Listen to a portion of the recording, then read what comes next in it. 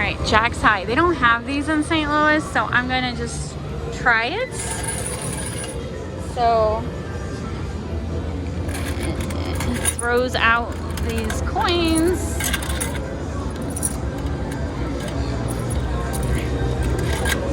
If I can grab them all. All right, and they say Dave & Buster's on them.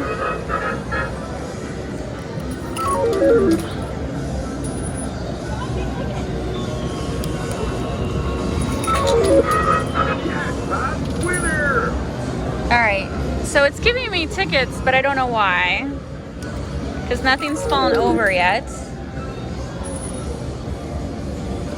All right, so that one, did that give that? I don't know. Oh, did you just, there is a claw machine? Yeah, one on one and one on the other. All right, I totally missed the claw machines. I'm gonna have to add that to my video. I cannot believe you just won Willy Wonka. That's awesome. I kept going on about how there was no claw machines, but...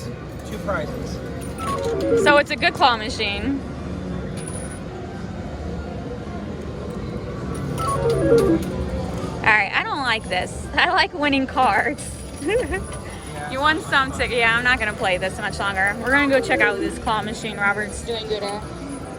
I'm not. I mean, I did win 76 tickets, but for 11 credits, there's better ways. All right. Okay, so that gave me 10. What was the jackpot? What did it give me? I don't know. 11.9. That's even more than Star Trek, right? Because Star Trek's 11.2. I'm gonna keep that last one. Okay, so now remember, don't walk away. These are older machines, so they will not automatically add them to your card. You have to put your card in to get your tickets. Otherwise, a good tip, if people walk off, you can be a shark and steal their tickets. It would be a gold mine after hours when no one's paying attention. So let's go find these claw machines. All right, these still are the same ticket value. 1,600 tickets for lunch, an entree. I'm gonna get Voodoo Pasta.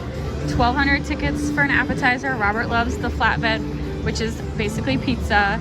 And then we cashed in some tickets for 50 of these. These are 750 each. So if you're into NFTs, each location has their own, like this NFT is gonna say Dave & Buster's, but it's also gonna say Rogers, Arkansas. And we are collecting them from each location. So we got 50, so I can have extras to trade with other people on this sweet app. So yeah. And then the manager helping us with this, his name was Edgar. He was awesome. Thank you so much, Edgar. It was great talking to him. And he said this location is called a mini Dave & Buster's. It's a lot smaller, because I mentioned it was a lot smaller, and they're doing that on purpose. And I love it. I told him I love the layout. I do enjoy the layout. It's just smaller because they don't have the bigger restaurant. They don't have, like, some of them have bowling, and I like it. Or they don't have party rooms, like some bigger Dave & Buster's have party rooms. So basically, really just an arcade and a bar, and that's what I love. Oh, and if you were watching my Zombie Snatcher video earlier, so before we enter Dave & Buster's, we always take a screenshot of the Dave & Buster's app so we know exactly how many tickets Robert had before he played. And so then he looks again after he played. And so Zombie Snatcher, he won 1,100 tickets. And how many? 11,000 tickets. I'm sorry, 11,000 tickets. And you had what, 400 credits on your account? 600. 600 credits. So 600 credits to win 11,000 tickets. That's pretty darn good. All right, we're gonna check these NFTs while we're waiting.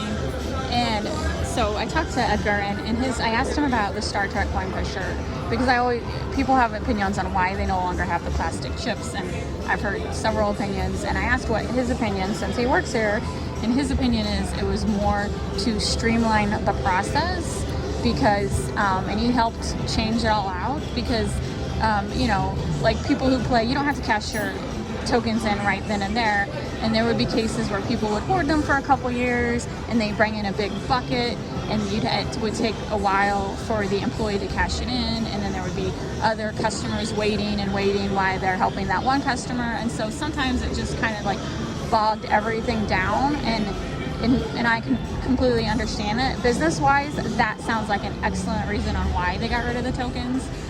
To just streamline that whole entire process. And out of all the opinions I've heard, I think that sounds more reasonable. I definitely agree with that one. Because I'd have a gallon bag, like Ziploc baggie, like here or there. But I definitely know how some people can be about hoarding. And he was talking about, like, he saw a YouTube video of this guy who brought in like a huge Rubbermaid container full of the tokens, and it took like forever. Because if you've ever cashed in the tokens, they weigh them to get the, instead of like scanning every single token, they just weigh them. So you have this weight machine that you have to set to a certain parameter and then weigh the bucket, and it just, sometimes it worked and sometimes it didn't. And you know, it could take a while. And so with customer service, you want to move quickly. And so weighing those tokens all the time, they learned, was not a quick process. And there are some arcades where they have actual machines that you put the plastic tokens in and it will cash and you add it to your card. We've done that numerous times, and half the time those machines break and it doesn't work. So that's not a great solution either. So yeah, as much as I miss the tokens, I can see that point. I guess I was kind of had this high hopes that they would bring them back eventually, because if the rumor was it was because they couldn't get a hold of them because of supply chain issues, then they would bring it back eventually. But if the reason is because they're streamlining it, then that means no, they're not bringing the tokens back at all, which is a bummer. But I definitely understand customer service wise, it takes a lot of time to cash those in. And so Robert's pilling, so each NFT, I'm not going to show it because it has a barcode, so you can only scan it once. And you got to be careful when you peel these off. So me with my nail, like sometimes I'd rip the barcode underneath, and we've definitely ruined a couple. So now Robert no longer lets me peel off the stickers. He's the only one allowed to peel them off. So if you get these, be very careful you don't accidentally, because the sticker of course has that layer of stickiness, and sometimes it's left behind and you can accidentally pull off the barcode if you're not careful. So definitely be careful. Enough rambling. Our food will be here soon, and honestly this is definitely a great location. So yeah, you missed it in the beginning. We are in Rogers, Arkansas. All right, this is the Voodoo Pasta. I don't know what's on top. Is that a chicken breast? Or it could be a pork breast. I don't know, it's kind of dark.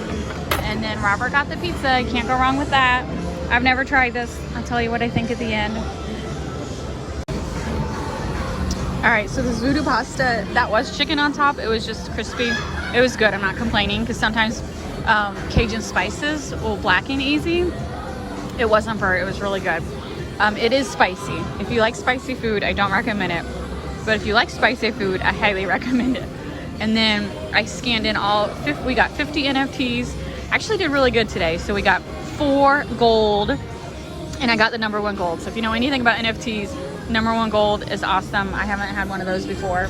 And then we got 6 silver, and the rest were the regular common ones. So, but we get so many. The reason I get 50 is because I like to trade, but I also want to increase my chances of getting a gold, because there's like 30 gold, 85 silver, and 425 common. So you know what I mean? It's all about percentages. So 4 gold out of 50 is like one of our better draws we've had in a long time. So that was nice. Yeah, so and then our waiter was awesome. No complaints here. This is definitely a great location.